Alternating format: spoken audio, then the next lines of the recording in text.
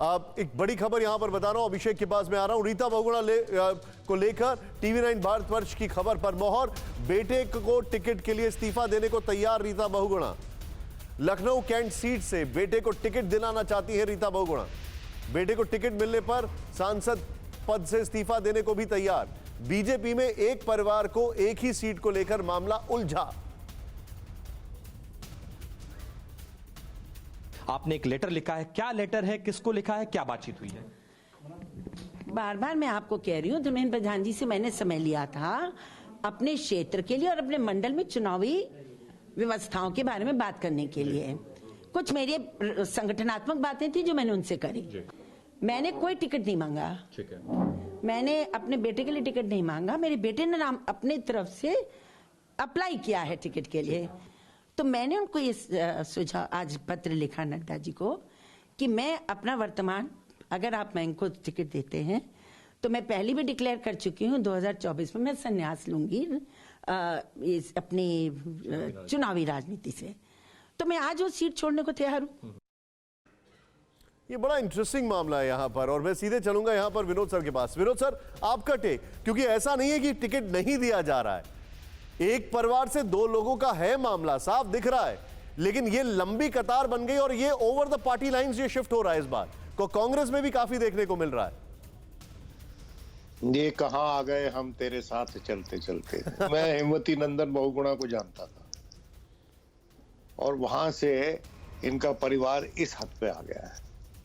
मुझे तरस आता है रीता बहुगुणा पर कि उनको और उनके भाई तो मुख्यमंत्री थे उत्तराखंड के, उसके बाद उन्होंने भी दल बदल लिया, रीटा जी ने भी दल बदल लिया।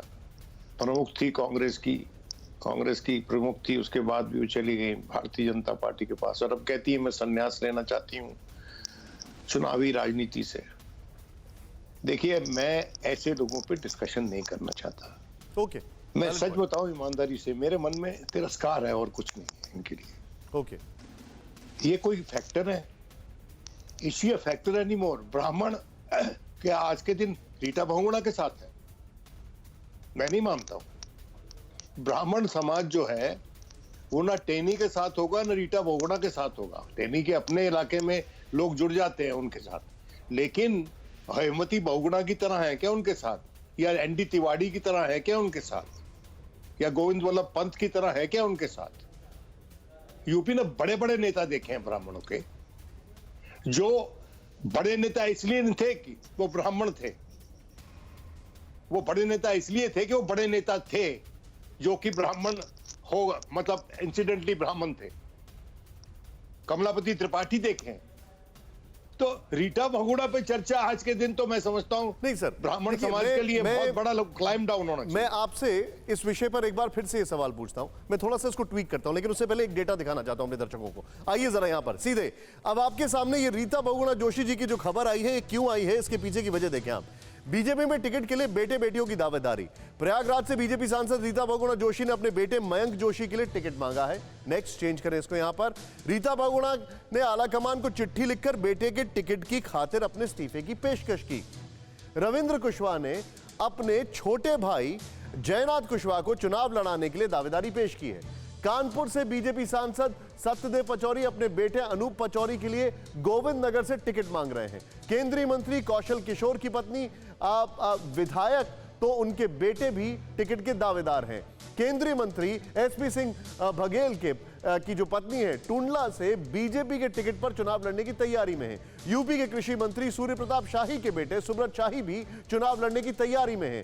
रुद्रपुर से बीजेपी विधायक और मंत्री जयप्रकाश निषाद भी अपने बेटे को चुनाव लड़ाने की तैयारी कर रहे हैं। राजनाथ सिंह के छोटे बेटे नीरज सिंह भी लखनऊ कैंट और उत्तरी विधानसभा सीट से टिकट के दावेदार हैं। मैं यहां पर सीधे चलूंगा और मैं अब फिर से यह सवाल पूछ रहा हूं। सर, मेरे लिए सब्जेक्ट मैटर रीता बहुगुणा जोशी नहीं है।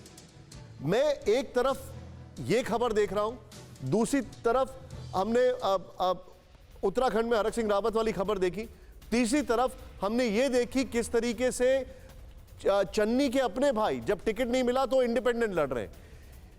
इसमें भी डिस्क्रिपेंसी दिखाई दे रही है कि एक परिवार से एक को टिकट दिया जा रहा है या नहीं दिया जा रहा है।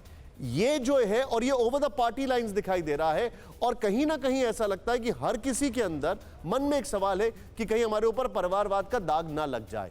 आपका टेक इस पर विनोद सर। परिवार नहीं, ये परिवारवाद नहीं है।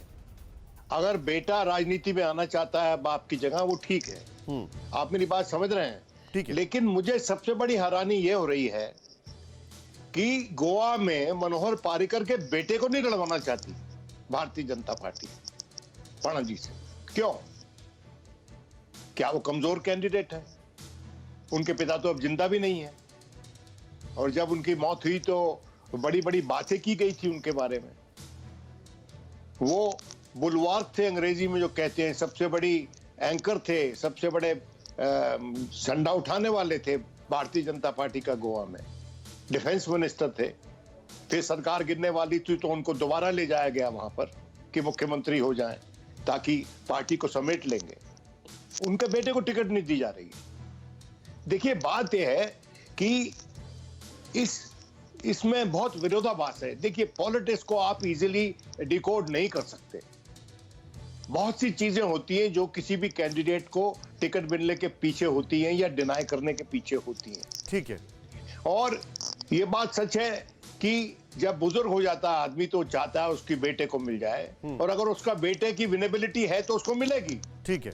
अगर इनकी नजर में, या वो किसी और तरीके से पार्टी की मदद कर सकता हो, ठीक है, तो ये भी हो सकता है। ठीक है। तो इस पे कोई ज्यादा चर्चा की जरूरत नहीं है। ओके, लेकिन मैं हैरान हूं कि मनोहर पारिकर के बेटे को टिकट नहीं मिल रहा। ठीक है, आपने एक इसमें एक एंटीथेसिस दिया है, पॉइंट टेकन। मैं मोहित के पास जाऊंगा। मोहित, पहले तो माफी चाहूंगा, आपको बड़ी देर से इंतजार करा रहा हूं, लेकिन अब अगर मैं मोहिंदर सिंह केपी की बात करूं, चन्नी साहब के रिश्तेदार हैं, वो अलग से लड़ने के लिए तैयार हैं। चन्नी साहब के छोटे भाई हैं, वो अलग से लड़ने के लिए तैयार हैं। इतना ही नहीं, पंजाब के मिनिस्टर राणा गुरजीत सिंह का जो बेटा है, उसने कहा है कि वो इंडिपेंडेंट लड़ेगा सुल्तानपुर लोधी से। अब पंजाब में ये चीज ज्यादा दिखाई दे रही है। क्या ये समझा जाए कि कांग्रेस के अंदर खास तौर पर कि एक टिकट एक पार्टी, मतलब एक परिवार एक टिकट?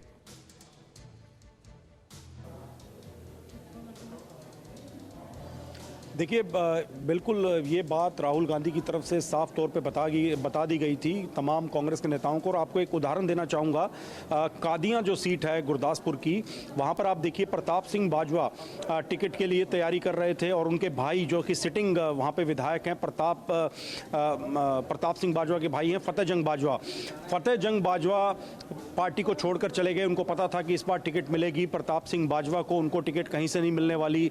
एक परिवार एक सीट फॉर्मूले पर कांग्रेस भी काम कर रही है, इसी वजह से वो बीजेपी के साथ जा चुके हैं। और वो अब जो पूरा मुकाबला होगा कादिया विधानसभा सीट पर, वो प्रताप सिंह बाजवा और फतेह जंग बाजवा यानी दो भाइयों के बीच में होगा। और एक मजे की बात आपको बताता हूं कि जहां पर ये रहते हैं कादिया में, ऊपर नीचे दोनों भाई रहते हैं, यानी जॉइंट फैमिली में एक ही घर में रहते हुए ऊपर के फ्लोर पे फतेह जंग रहते हैं, नीचे प्रताप सिंह बाजवा रहते हैं, लेकिन अब दोनों भाई आमने सामने होंगे।